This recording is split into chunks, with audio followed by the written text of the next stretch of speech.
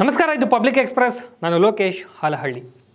ನಡೆದುಕೊಂಡು ಮನೆಗೆ ಹೋಗುತ್ತಿದ್ದ ವ್ಯಕ್ತಿ ಮೇಲೆ ಕಾಡಾನೆ ದಾಳಿ ನಡೆಸಿರುವ ಘಟನೆ ಬಂಡೀಪುರ ಹುಲಿ ಸಂರಕ್ಷಿತ ಪ್ರದೇಶದಲ್ಲಿ ನಡೆದಿದೆ. ನಡೆದುಕೊಂಡು ಮನೆಗೆ ಹೋಗುತ್ತಿದ್ದ ವ್ಯಕ್ತಿ ಮೇಲೆ ಕಾಡಾನೆ ದಾಳಿ ನಡೆಸಿದ್ದು, ತಮಿಳುನಾಡು ಮೂಲದ ಮಸನಿಗುಡಿ ಮೂಲದ ಕರಿಯ ಕಾಡಾನೆ ದಾಳಿಗೆ ಬಲಿಯಾದ ವ್ಯಕ್ತಿ ಎನ್ನಲಾಗಿದೆ. ಗುಂಡ್ಲುಪೇಟೆ ತಾಲೂಕಿನ ಮಂಗಲ ಗ್ರಾಮದ ನೆಂಟರ ಮನೆಗೆ ಬಂದಿದ್ದಂತಹ ಕರಿಯ ಆನೆ ದಾಳಿಗೆ ಉಸಿರು ಚೆಲ್ಲಿದ್ದಾನೆ. ಬಂಡೀಪುರ ಹುಲಿ ಸಂರಕ್ಷಿತ ಪ್ರದೇಶದ ಕುಂದಕೆರೆ ವಲಯದ ವ್ಯಾಪ್ತಿಯಲ್ಲಿ ಪ್ರಕರಣ ದಾಖಲಾಗಿದೆ.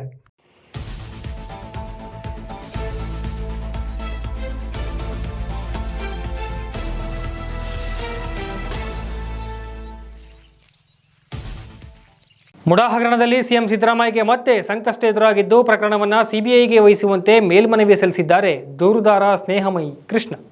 ಮುಡಾ ಹಗರಣದಲ್ಲಿ ಸಿಎಂ ಸಿದ್ದರಾಮಯ್ಯಗೆ ಮತ್ತೆ ಸಂಕಷ್ಟ ಎದುರಾಗಿದ್ದು, ಪ್ರಕರಣವನ್ನು ಸಿಬಿಐಗೆ ವಹಿಸುವಂತೆ ಮೇಲ್ಮನವಿ ಸಲ್ಲಿಸಿದ್ದಾರೆ ದೂರುದಾರ ಸ್ನೇಹಮಯಿ ಕೃಷ್ಣ. ಹೈಕೋರ್ಟ್ಗೆ ದ್ವಿಸದಸ್ಯ ಪೀಠಕ್ಕೆ ಮೇಲ್ಮನವಿ ಸಲ್ಲಿಸಿರುವ ಕೃಷ್ಣ ಕಾನೂನು ಹೋರಾಟಕ್ಕೆ ಮುಂದಾಗಿದ್ದಾರೆ.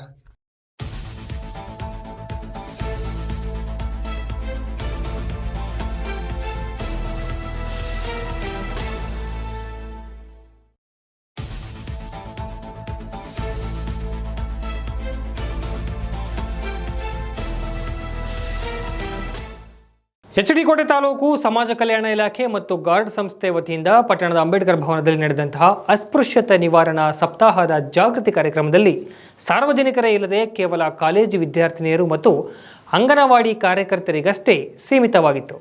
ಸಮಾಜ ಕಲ್ಯಾಣ ಇಲಾಖೆ ಮತ್ತು ಗಾರ್ಡ್ ಸಂಸ್ಥೆ ವತಿಯಿಂದ ಪಟ್ಟಣದ ಅಂಬೇಡ್ಕರ್ ಭವನದಲ್ಲಿ ನಡೆದಂತಹ ಅಸ್ಪೃಶ್ಯತಾ ನಿವಾರಣಾ ಸಪ್ತಾಹದ ಜಾಗೃತಿ ಕಾರ್ಯಕ್ರಮದಲ್ಲಿ ಸಾರ್ವಜನಿಕರಿಲ್ಲದೆ ಕೇವಲ ಕಾಲೇಜು ವಿದ್ಯಾರ್ಥಿನಿಯರು ಮತ್ತು ಕೆಲವೇ ಅಂಗನವಾಡಿ ಕಾರ್ಯಕರ್ತರಿಗೆ ಸೀಮಿತವಾಗಿತ್ತು ಕಾರ್ಯಕ್ರಮ. ಎಚ್.ಡಿ. ಕೋಟೆಯಲ್ಲಿ ನಡೆದಂತಹ ಈ ಕಾರ್ಯಕ್ರಮದಲ್ಲಿ ಜೀವಿಕಾ ಜಿಲ್ಲಾ ಸಂಚಾಲಕ ಬಸವರಾಜ್ ಮಾತನಾಡಿ, ಈ ಕಾರ್ಯಕ್ರಮದ ಉದ್ದೇಶ ಎಲ್ಲಿ ಅಸ್ಪೃಶ್ಯತೆ ಆಚರಣೆಯಾಗಿದೆ, ಯಾವ ಗ್ರಾಮದಲ್ಲಿ ಕೋಮು ಸೌಹಾರ್ದತೆಗೆ ಧಕ್ಕೆಯಾಗಿದೆ ಅಂತಹ ಗ್ರಾಮಗಳನ್ನು ಗುರುತಿಸಿ ಅಲ್ಲಿ ಸಾರ್ವಜನಿಕರನ್ನ ಸೇರಿಸಿ ಅವರಿಗೆ ಕಾನೂನಿನ ಮಹತ್ವ ಮತ್ತು ಅರಿವನ್ನು ಮೂಡಿಸುವ ಸದುದ್ದೇಶ ಹೊಂದಿದೆ. ಆದರೆ ಇವತ್ತಿನ ಕಾರ್ಯಕ್ರಮ ಕೇವಲ ಕಾಲೇಜು ಮಕ್ಕಳಿಗೆ ಮೀಸಲಾಗಿದೆ ಎಂದು ವಿಷಾದ ವ್ಯಕ್ತಪಡಿಸಿದರು. ಇನ್ನು ಕಾರ್ಯಕ್ರಮ ಉದ್ಘಾಟಿಸಿದ ತಹಶೀಲ್ದಾರ್ ಶ್ರೀನಿವಾಸ್ ಮಾತನಾಡಿ, ದೇಶದಲ್ಲಿ ಸಂವಿಧಾನ ಜಾರಿಯಾಗುವ ಮೊದಲು ಜಾತಿ ತಾರತಮ್ಯ ಮತ್ತು ಶೋಷಣೆ ವ್ಯಾಪಕವಾಗಿ ನಡೀತಾ ಇತ್ತು. ಆದರೆ ಬಾಬಾ ಸಾಹೇಬ್ ಅಂಬೇಡ್ಕರ್ ಅವರ ಪರಿಶ್ರಮದಿಂದ ಜಾರಿಯಾದಂತಹ ದೇಶದ ಸಂವಿಧಾನ ಈ ಎಲ್ಲ ಶೋಷಣೆ ಮತ್ತು ಅಸಮಾನತೆ ವಿರುದ್ಧವಾದಂತಹ ಕಾನೂನು ಕ್ರಮಗಳನ್ನು ನಮಗೆ ನೀಡಿತ್ತು. ಅದರಿಂದ ಜಾತಿ ತಾರತಮ್ಯ ಕಡೆಯಾಗಲು ಸಾಧ್ಯವಾಗಿದೆ ಎಂದರು.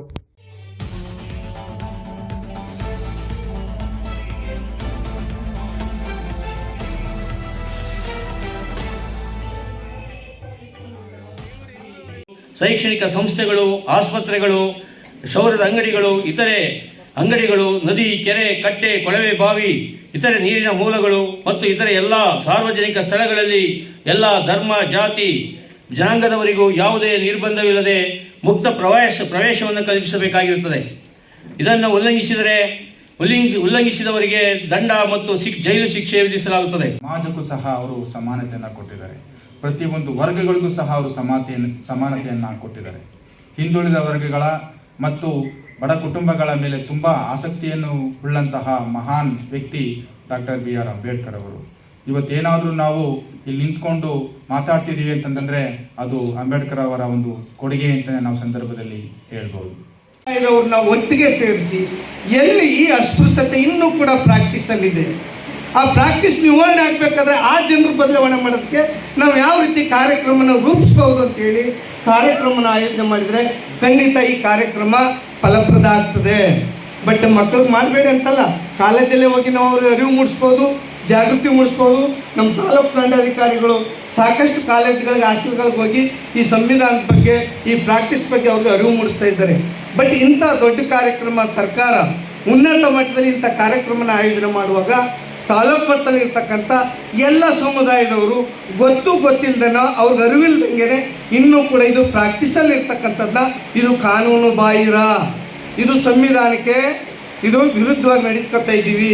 ನಿಮಗೆ ಗೊತ್ತಿಲ್ಲದಂಗೆ ಇಂಥ ಪ್ರಾಕ್ಟೀಸ್ ಇದ್ದರೆ ನೀವು ಇದು ಬಿಡಬೇಕಾಗ್ತದೆ, ಇದು ಕಾನೂನಿನಲ್ಲಿ ನಿಮಗೆ ಇದು ಶಿಕ್ಷೆ ಇದೆ ಅನ್ನೋದು ಯಾರಿಗೆ ನಾವು ತಿಳಿಸ್ಬೇಕು. ಮೈಸೂರು ಮಹಾನಗರ ಪಾಲಿಕೆ ಚುನಾವಣೆ ನಡೆಸಬೇಕು ಮತ್ತು ಗ್ರೇಟರ್ ಮೈಸೂರು ಯೋಜನೆ ಕೈಬಿಡಬೇಕೆಂದು ಒತ್ತಾಯಿಸಿ ಮೈಸೂರು ಕಾರ್ಪೊರೇಷನ್ ಕಚೇರಿ ಮುಂಭಾಗ ಪ್ರತಿಭಟನಾ ಧರಣಿ ನಡೆಸಲಾಯಿತು.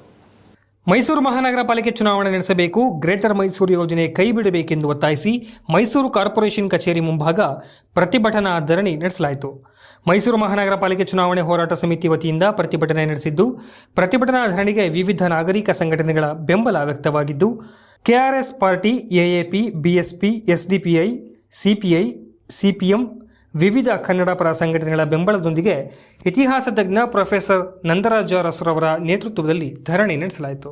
ಬೇಕು ಬೇಕೇ ಬೇಕು ಚುನಾವಣೆ ಬೇಕು, ಬೇಕೇ ಬೇಕು ಬೇಕೇ ಬೇಕು ನಿಲ್ಲಿಸಿ ನಿಲ್ಲಿಸಿ ನಿಲ್ಲಿಸಿ ಬೇಕೇ ಬೇಕು. ಅಯ್ಯಯ್ಯೋ ಅಯ್ಯಯ್ಯೋ ಬೇಕೇ ಬೇಕು. ಏನಾಗಿದೆ, ಮೈಸೂರು ಮಹಾನಗರ ಪಾಲಿಕೆ ಚುನಾವಣೆ ಆಗ್ತಾನೆ ಗ್ರೇಟರ್ ಮೈಸೂರು ಎನ್ನುವ ಒಂದು ಪಡಂಭೂತವನ್ನ ಪಟ್ಟಭದ್ರ ಹಿತಾಸಕ್ತಿಗಳು ರಿಯಲ್ ಎಸ್ಟೇಟ್ ಚುನಾವಣೆ ನಡೆಸಿ ಚುನಾವಣೆ ನಡೆಸಿ ಚುನಾವಣೆ ನಡೆಸಿ ಚುನಾವಣೆ ನಡೆಸಿ ಚುನಾವಣೆ ನಡೆಸಿ ಚುನಾವಣೆ ನಡೆಸಿ ಬೇಕೇ ಬೇಕು ಬೇಕೇ ಬೇಕು ಬೇಕೇ ಬೇಕು ಚುನಾವಣೆ ಚುನಾವಣೆ ನಡೆಸಿ ಚುನಾವಣೆ ನಡೆಸಿ. ಪಬ್ಲಿಕ್ ಎಕ್ಸ್ಪ್ರೆಸ್ ಮುಂದುವರಿಯುತ್ತೆ ಒಂದು ಪುಟ್ಟ ವಿರಾಮದ ನಂತರ. ಪಾವನಿ pure Neelambari Adivasi herbal hair oil. ಕೂದಲು ಬೆಳೆಸಲು ವೈದ್ಯರಿಗೆ ಸಾವಿರಾರು ರೂಪಾಯಿ ಕೊಟ್ಟು ಕಳ್ಕೊಂಡ್ರಾ? ಸಿಕ್ಕ ಔಷಧಗಳು, ಆಯಿಲ್ಗಳನ್ನು ಬಳಸಿ ಆರೋಗ್ಯ ಹಾಳು ಮಾಡಿಕೊಂಡಿದ್ದೀರಾ? ಕಾಸು ಹಾಳು, ತಲೆಯೂ ಬೋಳು ಅನ್ನೋ ಪರಿಸ್ಥಿತಿ ನಿಮ್ಮದಾಗಿದೆಯಾ? ಅವರಿವರ ಸಲಹೆಗಳನ್ನು ಕೇಳಿ ಕೇಳಿ ನಿಮಗೆ ಸಾಕಾಗಿದೆಯಾ? ಆಸ್ಪತ್ರೆ, ಔಷಧ ಅಂಗಡಿಗೆ ಅಲಿಯೋದನ್ನ ನಿಲ್ಲಿಸಿ. ದಟ್ಟ ಕೂದಲಿಗೆ Pavani pure Neelambari Adivasi herbal hair oil ಬಳಸಿ.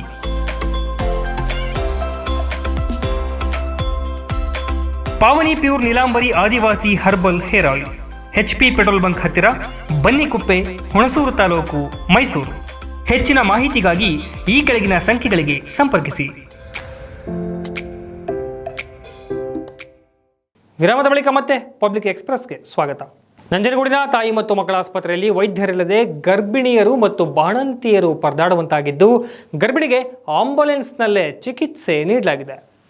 ದಕ್ಷಿಣ ಕಾಶಿ ನಂಜನಗೂಡು ನಗರದ ಹೃದಯ ಭಾಗದಲ್ಲಿರುವ ತಾಯಿ ಮತ್ತು ಮಕ್ಕಳ ಆಸ್ಪತ್ರೆಯಲ್ಲಿ ವೈದ್ಯರಿಲ್ಲದೆ ಗರ್ಭಿಣಿಯರು ಮತ್ತು ಬಾಣಂತಿಯರು ಪರದಾಡುವಂತಾಗಿದ್ದು, ಗರ್ಭಿಣಿಗೆ ಆಂಬ್ಯುಲೆನ್ಸ್ನಲ್ಲೇ ಚಿಕಿತ್ಸೆ ನೀಡುತ್ತಿರುವುದು ಮನಕಲಕುವಂತಿದೆ. ಬೆಳಗ್ಗೆ 10 ಗಂಟೆಯಾದರೂ ಯಾವೊಬ್ಬ ವೈದ್ಯರು ಆಸ್ಪತ್ರೆಗೆ ಬಾರದಿರುವುದು ವೈದ್ಯರ ಬೇಜವಾಬ್ದಾರಿ ಎದ್ದು ಕಾಣ್ತಾ ಇದೆ. ನಂಜನಗೂಡು ತಾಲೂಕಿನಲ್ಲಿ ತಾಯಿ ಮತ್ತು ಮಕ್ಕಳ ಆಸ್ಪತ್ರೆಯು ದೊಡ್ಡ ಆಸ್ಪತ್ರೆಯಾಗಿದೆ. ಸಾಕಷ್ಟು ಗರ್ಭಿಣಿ ಮತ್ತು ಬಾಣಂತಿಯರು ಗಡಿ ಭಾಗದಿಂದಲೂ ಕೂಡ ಬರ್ತಾರೆ. ಆದರೆ ಉತ್ತಮ ಸೇವೆ ಸಿಗ್ತಾ ಇಲ್ಲ. ರಾತ್ರಿಯ ಪಾಳಿಯಲ್ಲಿ ವೈದ್ಯರಿಲ್ಲ. ಬೆಳಿಗ್ಗೆ ಆಸ್ಪತ್ರೆಗೆ ಬಂದರೂ ವೈದ್ಯರ ದರ್ಶನವಾಗುವುದಿಲ್ಲ. ಆಸ್ಪತ್ರೆಯಲ್ಲಿರುವ 2 ಮಹಿಳಾ ವೈದ್ಯಾಧಿಕಾರಿಗಳ ಕಾರ್ಯವೈಖರಿಗೆ ಜನರು ಆಕ್ರೋಶ ವ್ಯಕ್ತಪಡಿಸಿದ್ದಾರೆ. ರಾತ್ರಿ ವೇಳೆಯಲ್ಲಿ ವೈದ್ಯಕೀಯ ಸೇವೆ ಸ್ಥಗಿತವಾಗಿದ್ದು, ಗರ್ಭಿಣಿ ಮತ್ತು ಬಾಣಂತಿಯರು ಬಂದರೆ ಪರದಾಡುವಂತಹ ಪರಿಸ್ಥಿತಿ ನಿರ್ಮಾಣವಾಗಿದೆ. ವೈದ್ಯರಿಲ್ಲದ ಕಾರಣ ಇಂದು ಆಂಬ್ಯುಲೆನ್ಸ್ನಲ್ಲಿಯೇ ಚಿಕಿತ್ಸೆ ಕೂಡ ನೀಡಲಾಗಿದೆ. ನಂತರ ಮೈಸೂರಿನ ಆಸ್ಪತ್ರೆಗೆ ರವಾನೆ ಮಾಡಲಾಯಿತು. ಆಸ್ಪತ್ರೆಯಲ್ಲಿ ಸ್ಕ್ಯಾನಿಂಗ್ ಮತ್ತು ಎಕ್ಸ್ರೇ ಸೇವೆ ಇದ್ದರೂ ಕೂಡ ತಾಯಿ ಮತ್ತು ಮಕ್ಕಳ ಆಸ್ಪತ್ರೆಯಲ್ಲಿ ಸ್ಥಗಿತವಾಗಿದ್ದು, ಸ್ಕ್ಯಾನಿಂಗ್ ಮತ್ತು ಎಕ್ಸ್ರೇಗೆ ಖಾಸಗಿ ಆಸ್ಪತ್ರೆಗಳತ್ತ ಕಳುಹಿಸುತ್ತಿದ್ದಾರೆ ಸಿಬ್ಬಂದಿಗಳು. ಅಲ್ಲದೆ ಔಷಧಿಗಳನ್ನು ಕೂಡ ಖಾಸಗಿ ಮೆಡಿಕಲ್ಗೆ ಬರೆಯುತ್ತಿದ್ದಾರೆ ಎಂದು ಗಂಭೀರವಾಗಿ ಆರೋಪ ಕೇಳಿಬಂದಿದೆ. ಸಮಯಕ್ಕೆ ಸರಿಯಾಗಿ ಬಾರದೆ ನಿರ್ಲಕ್ಷ್ಯ ವಹಿಸುವವರ ವಿರುದ್ಧ ಸೂಕ್ತ ಕ್ರಮ ಕೈಗೊಳ್ಳಬೇಕು ಎಂದು ಕರ್ನಾಟಕ ಅಂಬೇಡ್ಕರ್ ಸೇನೆಯ ರಾಜ್ಯಾಧ್ಯಕ್ಷ ಬಸವಟ್ಟಿಗೆ ನಾಗೇಂದ್ರ ಒತ್ತಾಯಿಸಿದ್ದಾರೆ.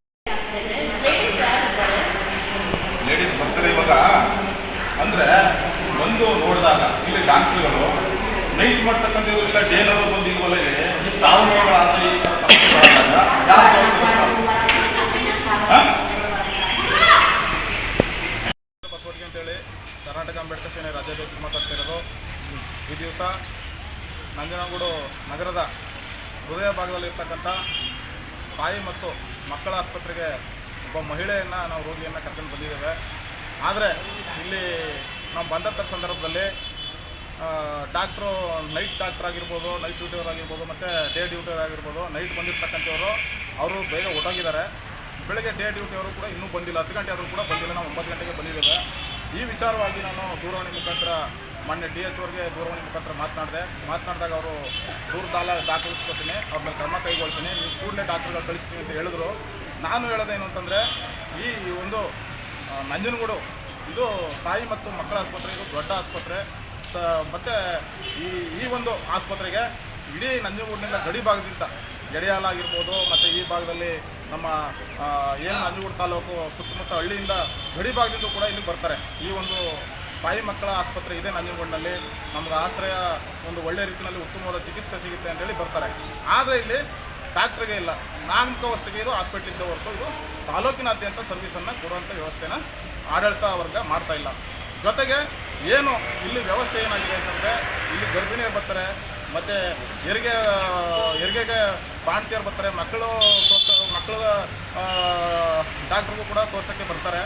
ಆದರೆ ಇಲ್ಲಿ ಏನು ಆಗಿದೆ ವ್ಯವಸ್ಥೆ ಅಂತಂದರೆ, ಪ್ರತಿಯೊಂದು ಕೂಡ ಈ ಸ್ಕ್ಯಾನಿಂಗ್ ಆಗ್ಬೋದು, ಮತ್ತು ರಕ್ತ ಪರೀಕ್ಷೆ ಆಗ್ಬೋದು, ಇದೆಲ್ಲವೂ ಕೂಡ ಹೊರಗಡೆ ಬರೋದು. ಇಲ್ಲಿ ಯಂತ್ರೋಪಕರಣಗಳು ಇದ್ದರೂ ಕೂಡ ಹೊರಗಡೆ ಕಳಿಸಿ ಇಲ್ಲಿ ಖಾಸಗಿ ಕ್ಲಿನಿಕ್ಗಳಿಗೆ ಇವರು ಆದಾಯವನ್ನು ಮಾಡಿಕೊಡ್ತಾ ಇದ್ದಾರೆ ಇಲ್ಲಿರ್ತಕ್ಕಂಥ ಡಾಕ್ಟ್ರುಗಳು. ಆದ್ದರಿಂದ ಈ ವ್ಯವಸ್ಥೆಯನ್ನು ಆಡಳಿತ ವರ್ಗ ಜೊತೆಗೆ ಸ್ಥಳೀಯ ಜನಪ್ರತಿನಿಧಿಗಳು ಇದಕ್ಕೆ ಕಡಿವಾಣ ಹಾಕಿ ಉತ್ತಮವಾಗಿ ಎಲ್ಲ ಇಲ್ಲಿ ತಾಲೂಕಿನಾದ್ಯಂತ ಆರೋಗ್ಯ ಬಡ ರೋಗಿಗಳಿಗೆ ಒಂದು ನೆರವಾಗುವಂಥ ಕೆಲಸವನ್ನು ಮಾಡಬೇಕು ಅಂತೇಳಿ ನಾನು ಅವ್ರಿಗೆ ಮನವಿ ಮಾಡ್ತಾಯಿದ್ದೇನೆ. ಜೊತೆಗೆ ಏನಾದರೂ ಇದೇ ವ್ಯವಸ್ಥೆ ಮುಂದುವರಿತು ಅಂತಂದರೆ ಕರ್ನಾಟಕ ಅಂಬೇಡ್ಕರ್ ಸೇನೆ ಸಂಘಟನೆ ವತಿಯಿಂದ ಈ ಒಂದು ಆಸ್ಪತ್ರೆ ಮುಂಭಾಗ ಒಂದು ಉಗ್ರವಾದ ಪ್ರತಿಭಟನೆಯನ್ನು ಹಮ್ಮಿಕೋಬೇಕಾಗುತ್ತೆ ಅಂತ ಈ ಕೂಡಲೇ ಈ ಮನವಿ ಕೊಡ್ತಾ ಇದ್ದೇನೆ. ನಾಗೇಂದ್ರ ಬಸವಡಿಗೆ, ರಾಜ್ಯಾಧ್ಯಕ್ಷರು, ಕರ್ನಾಟಕ ಅಂಬೇಡ್ಕರ್ ಸೇನೆ. ರೈತರ ಸಮಸ್ಯೆಗಳನ್ನು ಸರ್ಕಾರಕ್ಕೆ ಮುಟ್ಟಿಸಲು ನಾಳೆ ವಿಧಾನಸೌಧ ಚೆಲುವಿಗೆ ನಂಜನಗೂಡಿನಲ್ಲಿ ರೈತ ಸಂಘಟನೆಗಳ ಏಕೀಕರಣ ಸಮಿತಿಯ ರಾಜ್ಯಾಧ್ಯಕ್ಷ ಪಚ್ಚೆ ನಂಜುಂಡಸ್ವಾಮಿ ಕರೆ ನೀಡಿದ್ದಾರೆ. ಕರ್ನಾಟಕ ರಾಜ್ಯ ರೈತ ಸಂಘಗಳ ಏಕೀಕರಣ ಸಮಿತಿ ಮತ್ತು ಕರ್ನಾಟಕ ರಾಜ್ಯ ರೈತ ಸಂಘ ಮತ್ತು ಹಸಿರು ಸೇನೆ ಮೈಸೂರು ಚಾಮರಾಜನಗರ ಜಿಲ್ಲಾ ಘಟಕದ ವತಿಯಿಂದ ನಾಳೆ ವಿಧಾನಸೌಧ ಚೆಲೋ ಬೃಹತ್ ಪಾದಯಾತ್ರೆಯನ್ನು ಹಮ್ಮಿಕೊಳ್ಳಲಾಗಿದೆ ಎಂದು ರೈತ ಸಂಘಟನೆಗಳ ಏಕೀಕರಣ ಸಮಿತಿಯ ರಾಜ್ಯಾಧ್ಯಕ್ಷ ಪಚ್ಚೆ ನಂಜುಂಡಸ್ವಾಮಿ ಹೇಳಿದ್ದಾರೆ. ನಂಜನಗೂಡಿನಲ್ಲಿ ಮಾತನಾಡಿದಂತಹ ಅವರು, ರೈತರ ಸಮಸ್ಯೆಗಳನ್ನು ಸರ್ಕಾರಕ್ಕೆ ಮುಟ್ಟಿಸಲು ಬೃಹತ್ ಹೋರಾಟವನ್ನು ನಡೆಸಲಾಗ್ತಾ ಇದೆ. ರೈತ ವಿರೋಧಿ ಭೂ ಸುಧಾರಣಾ ಕಾಯ್ದೆ, APMC ಕಾಯ್ದೆ, ವಿದ್ಯುತ್ ಖಾಸಗೀಕರಣ ಹಿಂಪಡೆಯಬೇಕು, ಕೃಷಿ ಮತ್ತು ಕೃಷಿಕರಿಗೆ ಸ್ವಾಮಿನಾಥನ್ ಆಯೋಗದ ವರದಿಯನ್ನು ಜಾರಿ ಮಾಡಬೇಕು, ರೈತರ ಸಮಸ್ಯೆಗಳನ್ನು ಬಗೆಹರಿಸಲು ರೈತ ಕೃಷಿ ಪರಿಷತ್ತು ರೂಪಿಸಬೇಕು, ಕಾವೇರಿ ನದಿಗೆ ಮೇಕೆದಾಟು ಅಣೆಕಟ್ಟು ನಿರ್ಮಾಣ ಮಾಡಬೇಕು, ರೇಷ್ಮೆಗೆ ಪ್ರತಿ ಕೆಜಿಗೆ ಕನಿಷ್ಠ 1,000 ಬೆಲೆ ನಿಗದಿ ಮಾಡಬೇಕು, ಲೀಟರ್ ಹಾಲಿಗೆ 55 ರೂಪಾಯಿ ಬೆಲೆ ನಿಗದಿ ಮಾಡಬೇಕು, ಕ್ವಿಂಟಾಲ್ ಭತ್ತಕ್ಕೆ 3,500, 1 ಟನ್ ಕಬ್ಬು ಬೆಳೆಗೆ 5,500 ರೂಪಾಯಿ ಬೆಲೆ ನಿಗದಿಪಡಿಸಬೇಕು, ಬಗರ್ ಹುಕುಂ ಸಾಗುವಳಿಯಲ್ಲಿ ನಡೆಯುತ್ತಿರತಕ್ಕಂತಹ ವ್ಯಾಪಕ ಭ್ರಷ್ಟಾಚಾರವನ್ನು ನಿಲ್ಲಿಸಬೇಕು ಹಾಗೂ ಇನ್ನುಳಿದ ಹಲವು ಯೋಜನೆಗಳು ಸೇರಿದಂತೆ ಸುಮಾರು 34 ಹಕ್ಕೊತ್ತಾಯಗಳನ್ನು ಸರ್ಕಾರಕ್ಕೆ ಮಂಡಿಸುತ್ತಿದ್ದೇವೆ. ಬೆಂಗಳೂರಿನ ಸಂಗೊಳ್ಳಿ ರಾಯಣ್ಣ ರೈಲ್ವೆ ನಿಲ್ದಾಣದಿಂದ ವಿಧಾನಸೌಧದವರೆಗೆ ಬೃಹತ್ ಪಾದಯಾತ್ರೆ ಮೂಲಕ ಮನವಿ ಸಲ್ಲಿಸಲಾಗುವುದು ಎಂದರು. ರೈತರ ಹೋರಾಟಕ್ಕೆ ಮೈಸೂರು ಜಿಲ್ಲೆಯಿಂದ 2,000ಕ್ಕೂ ಹೆಚ್ಚು ರೈತರು ಭಾಗವಹಿಸಲಿದ್ದಾರೆ ಎಂದು ತಿಳಿಸಿದರು. ಇನ್ನು ಸುದ್ದಿಗೋಷ್ಠಿಯಲ್ಲಿ ರೈತ ಸಂಘ ಮತ್ತು ಹಸಿರು ಸೇನೆ ರಾಜ್ಯ ಕಾರ್ಯಾಧ್ಯಕ್ಷ TR ವಿದ್ಯಾಸಾಗರ್, ಜಿಲ್ಲಾ ಪ್ರಧಾನ ಕಾರ್ಯದರ್ಶಿ ಇಮ್ಮಾವು ರಘು, ಹರ್ತಲೆ ಕೆಂಪಣ್ಣ, ಶಿರಮಳ್ಳಿ ಮಂಜುನಾಥ್ ಸೇರಿದಂತೆ ಹಲವರು ಹಾಜರಿದ್ದರು. ಇದೇ ಮಾರ್ಚ್ 6ರಂದು ಕರ್ನಾಟಕದಾದ್ಯಂತ ಎಲ್ಲ ಜಿಲ್ಲೆಗಳಿಂದ 21 ರೈತ ಸಂಘಟನೆಗಳು, ಕರ್ನಾಟಕ ರಾಜ್ಯ ರೈತ ಸಂಘಗಳ ಏಕೀಕರಣ ಸಮಿತಿ ಮತ್ತು ಕರ್ನಾಟಕ ರಾಜ್ಯ ರೈತ ಸಂಘ ಹಸಿರು ಸೇನೆ ಜಂಟಿಯಾಗಿ 10,000 ಜನರ ಬೆಂಗಳೂರು ಚಲೋ ಮಾರ್ಚ್ 6 ನಾಳೆ ಹಮ್ಮಿಕೊಂಡಿದ್ದೀವಿ. ನಮ್ಮ ಪ್ರಮುಖ ಒತ್ತಾಯಗಳು: ರೈತ ವಿರೋಧಿ ಭೂ ಸುಧಾರಣಾ ಕಾಯ್ದೆ, APMC ಕಾಯ್ದೆ, ವಿದ್ಯುತ್ ಖಾಸಗೀಕರಣ ಹಿಂಪಡೆಯಬೇಕು, ಕೃಷಿ ಮತ್ತು ಕೃಷಿಕರಿಗೆ ಸ್ವಾಮಿನಾಥನ್ ಆಯೋಗದ ವರದಿಯನ್ನು ಯಥಾವತ್ ಜಾರಿಗೊಳಿಸಬೇಕು, ರೈತರ ಸಮಸ್ಯೆಗಳನ್ನು ಬಗೆಹರಿಸಲು ರೈತ ಕೃಷಿ ಪರಿಷತ್ತು ರೂಪಿಸಬೇಕು, ಕಾವೇರಿ ನದಿಗೆ ಮೇಕೆದಾಟು ಅಣೆಕಟ್ಟು ನಿರ್ಮಾಣ ಮಾಡಬೇಕು, ರೇಷ್ಮೆಗೆ ಪ್ರತಿ ಕೆಜಿಗೆ ಕನಿಷ್ಠ 1,000 ರೂಪಾಯಿ ಬೆಲೆ ನಿಗದಿಯಾಗಬೇಕು, ಪಶುಸಂಗೋಪನೆ ಮಾಡುವ ಪಶುಪಾಲಕರಿಗೆ ಹಾಲಿನ ಪ್ರೋತ್ಸಾಹಧನ ಸುಮಾರು 700 ಕೋಟಿ ಹಣ ಬಿಡುಗಡೆ ಮಾಡಿ ಲೀಟರ್ ಹಾಲಿಗೆ ಕನಿಷ್ಠ 55 ರೂಪಾಯಿ ಬೆಲೆ ನಿಗದಿಪಡಿಸಬೇಕು, ಭತ್ತಕ್ಕೆ ಕ್ವಿಂಟಾಲ್ 3,500 ರೂಪಾಯಿ ಬೆಲೆ ನಿಗದಿಪಡಿಸಬೇಕು. ತೊಗರಿಗೆ 12,000 ರೂಪಾಯಿ ಕ್ವಿಂಟಾಲ್ ನಿಗದಿಪಡಿಸಬೇಕು. ಹಳೆ ತಂತಿ ಹಾಗೂ ಹಳೆ ಕಂಬಗಳ ಬದಲಾವಣೆಗೆ ಪ್ರತ್ಯೇಕ ಹಣ ಘೋಷಣೆ ಮಾಡಬೇಕು. ರಾಜ್ಯಾದ್ಯಂತ ಕೃಷಿ ಪಂಪ್ಸೆಟ್ಗಳಿಗೆ ನಿರಂತರ 3 ಫೇಸ್ ಹಾಗೂ ತೋಟದ ಮನೆಗಳಿಗೆ ನಿರಂತರ ಜ್ಯೋತಿ ಸಂಪರ್ಕ ಕಲ್ಪಿಸಬೇಕು.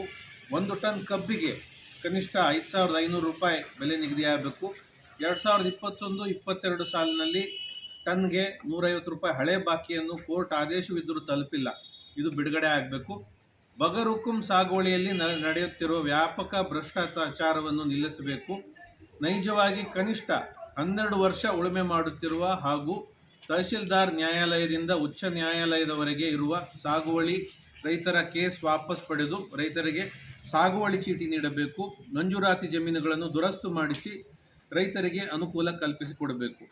ಬ್ರಿಟಿಷ್ ಕಾಲದ ಗ್ರಾಮ ಠಾಣಾ ವ್ಯಾಪ್ತಿ ವಿಸ್ತಾರವಾಗಬೇಕು. ಗ್ರಾಮಗಳ ವ್ಯಾಪ್ತಿ ವೈಜ್ಞಾನಿಕ ಸರ್ವೆ ನಂಬರ್ ಮಾಡಿಸಿ ಖಾತೆ ನೀಡಬೇಕು. ಕೇಂದ್ರ ಸರ್ಕಾರ 5.8 ಕೋಟಿ BPL ಕಾರ್ಡ್ ರದ್ದು ಮಾಡಿರುವುದನ್ನು ವಿರೋಧಿಸುತ್ತೇವೆ. ರಾಜ್ಯ ಸರ್ಕಾರ 13 ಲಕ್ಷ BPL ಕಾರ್ಡ್ ರದ್ದು ಮಾಡಿರುವುದನ್ನು ವಿರೋಧಿಸುತ್ತೇವೆ. ಕೇಂದ್ರ ಸರ್ಕಾರ ನಬಾರ್ಡ್ ಮೂಲಕ ಸಹಕಾರ ಸಂಘಗಳಿಗೆ ಇದಾಗಿತ್ತು ಇವತ್ತಿನ ಪಬ್ಲಿಕ್ ಎಕ್ಸ್ಪ್ರೆಸ್. ಮತ್ತಷ್ಟು ಅಪ್ಡೇಟ್ಸ್ಗಳಿಗಾಗಿ ನೋಡ್ತಾ ಇರಿ ಪಬ್ಲಿಕ್ ವಾಯ್ಸ್, ಇದು ನಿಮ್ಮ ಧ್ವನಿ.